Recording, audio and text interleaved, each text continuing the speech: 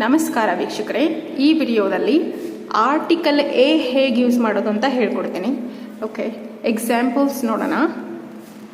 ನಾನು ಬರೀತೀನಿ.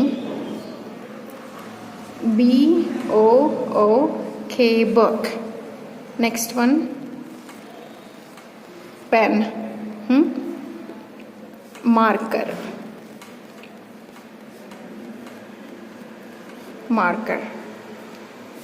Bed, BED, bed. Next one bariyana. CHAIR,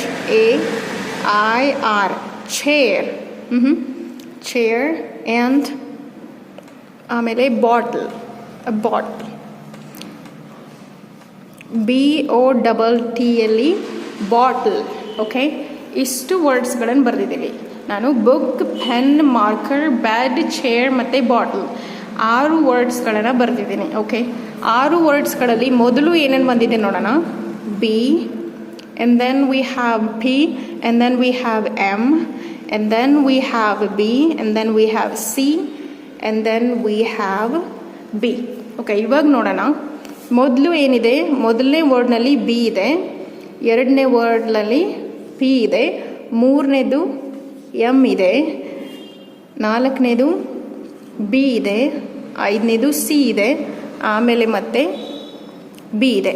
okay, ಇಷ್ಟು 6 ಇವು ಮೊದಲು ಬಂದಿರುವಂಥ ಬಿ, ಪಿ, ಎಮ್ ಮತ್ತು B and C and then B again.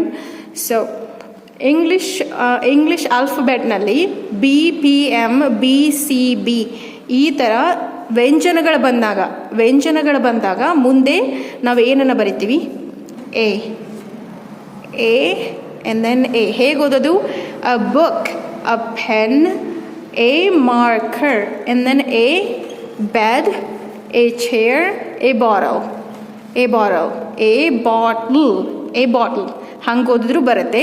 A bed, a chair, A bottle, a book, a pen, a marker. Okay, ವ್ಯಂಜನಗಳು ಯಾವ್ಯಾವ ಅಂತ ನಿಮ್ಗೆ ಗೊತ್ತಿದೆಯಲ್ಲ.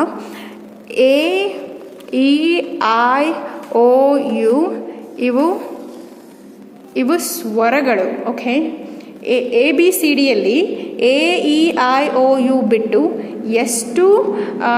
ಎಷ್ಟು ಆಲ್ಫಬೆಟ್ಸ್ ಬರುತ್ತೋ ಅವಷ್ಟು ವರ್ಡ್ಸ್ಗಳಿಗೆ ಎ ಅಂತ ಮುಂದೆ ನಾವು ಹಚ್ತೀವಿ.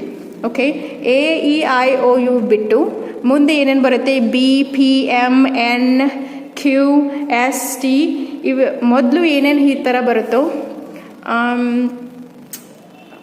ಎಕ್ಸಾಂಪಲ್ಸ್ ಹೇಳ್ಕೊಡ್ತೀನಿ ನಾನು ನಿಮಗೆ.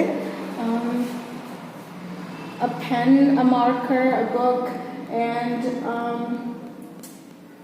Examples like so many examples ಬರುತ್ತೆ. ತುಂಬ ಎಕ್ಸಾಂಪಲ್ಸ್ ಬರುತ್ತೆ. ಸೊ ಈ ಥರ ಇದ್ದಾಗ A, E, I, O, U ಬಿಟ್ಟು ಬಿ, ಪಿ, ಎಮ್, ಎನ್ ಈ ಥರ ಬಂದಾಗ ಮುಂದೆ ಹೇಗೆ ಯೂಸ್ ಮಾಡ್ತೀವಿ? A book, a pen, a ಮಾರ್ಕರ್, ಎ ಬ್ಯಾಡ್, ಎ ಚೇರ್, ಎ ಬಾಟಲ್ ಈ ಥರ ನಾವು ಎ ಆರ್ಟಿಕಲನ್ನು ಯೂಸ್ ಮಾಡ್ತೀವಿ. So also guys, thank you so much for watching. Please do subscribe and also share these videos with your friends too.